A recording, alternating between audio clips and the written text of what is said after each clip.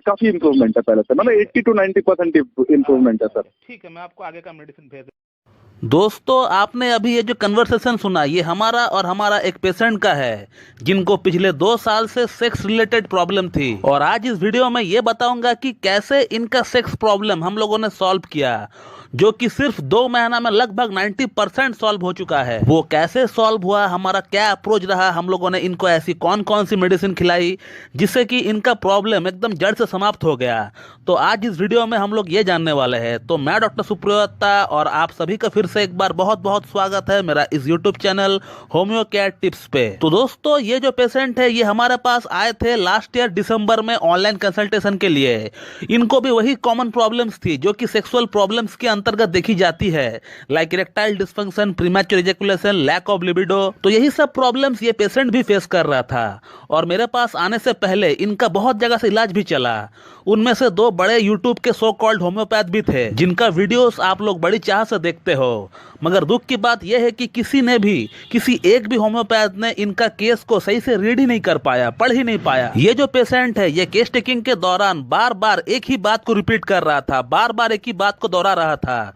उस पर अगर कोई एक भी होम्योपैथ ने गौर फरमाया होता तो ये जो पेशेंट है ये कब का ठीक हो गया होता और इनको मेरे पास आने की नौबत ही नहीं आती। दोस्तों, ये जो पेशेंट है इनको आज से 3 साल पहले ट्यूबरकुलोसिस यानी टीबी हुआ था। और टीबी होने का बाद से ही इनको जितने भी सेक्स संबंधित प्रॉब्लम्स है वो स्टार्ट हुआ। उससे पहले ये पेशेंट बिल्कुल फिट एंड फाइन थे।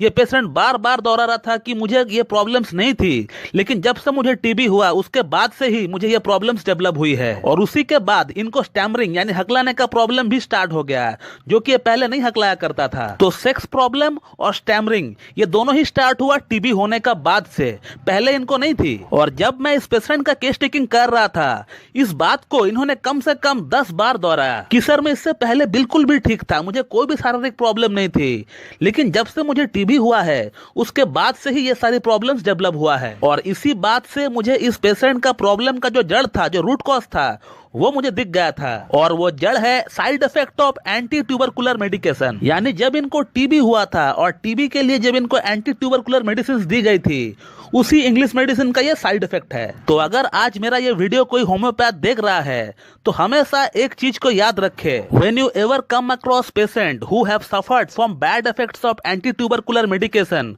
so please in such cases do remember a drug name which is known as streptomycin. Streptomycin ये जो मेडिसिन है ये टीबी पेशेंट में ही दी जाती है। बट जब आपको कोई ऐसा पेशेंट मिले कि इंग्लिश ट्यूबरकुलर मेडिकेशन के बाद अगर कोई साइड इफेक्ट चालू होता है पेशेंट में, और वो साइड इफेक्ट कुछ भी हो, टॉप टू बॉटम कुछ भी हो सकता है। इस केस में मैंने सेक्सुअल प्रॉब्लम और स्पीच प्रॉब्लम के लिए स्ट्रेप्टोमाइसिन का इस्तेमाल किया है, लेकिन आपका पेशेंट को अगर कोई और प्रॉब्लम है, फ्रॉम टॉप टू बॉटम कुछ भी प्रॉब्लम हो सकता है, तो फिर आप आंख बंद करके स्ट्रेप्टोमाइसिन के बारे में सोचिएगा। लेकिन element after bad effects of anti tubercular medicine ही होनी चाहिए, तभी स्ट्रेप्टोमाइसिन काम करेगी, अदरवाइज नहीं। और इस पेशेंट को मैंने स्ट्रेप्टोमाइसिन 200 और 1 mg का एक सिंगल डोज ही दिया है अब तक। और आज तकरीबन 2 महीना हो चुका है इनका ट्रीटमेंट हमारे पास चलते हुए, और इनका प्रॉब्लम कम से कम 90% तक सॉल्व हो चुका है। पिछले 2 साल से वो यहाँ वहाँ के मेडिसिन खा रहे थे, लेकिन इनको कोई भी फर्क नहीं पड़ा था।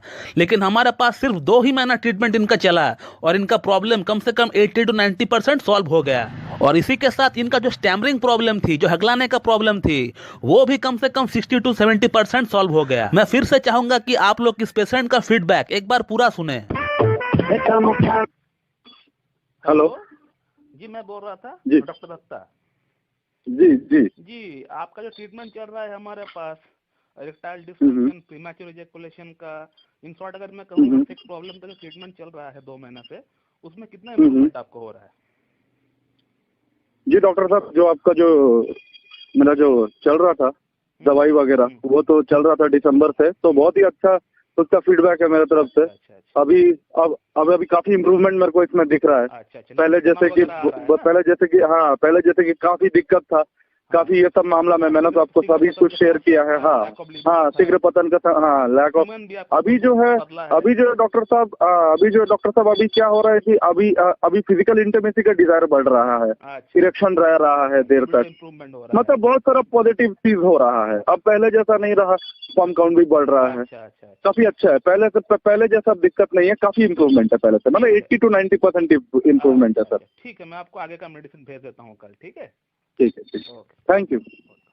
और इस महीना मैंने इस पेशेंट को स्ट्रेप्टोमाइसिन 10 mg का एक सिंगल डोज अभी तक दे दिया है। तो इस वीडियो में आपने ये देखा कि कैसे एक सटीक होम्योपैथिक ट्रीटमेंट की मदद से सिर्फ 2 ही महीनों में impotency, erectile dysfunction, premature ejaculation, lack of libido, semen की क्वालिटी सभी में इंप्रूवमेंट लाया गया है। जबकि किताब में कहीं पर भी स्ट्रेप्टोमाइसिन के बारे में ये नहीं बताया गया है कि ये सेक्सुअल स्पेयर में काम करती है। तो यही है क्लासिकल होम्योपैथी, यही है इसकी खासियत, यही है इसकी सुंदरता।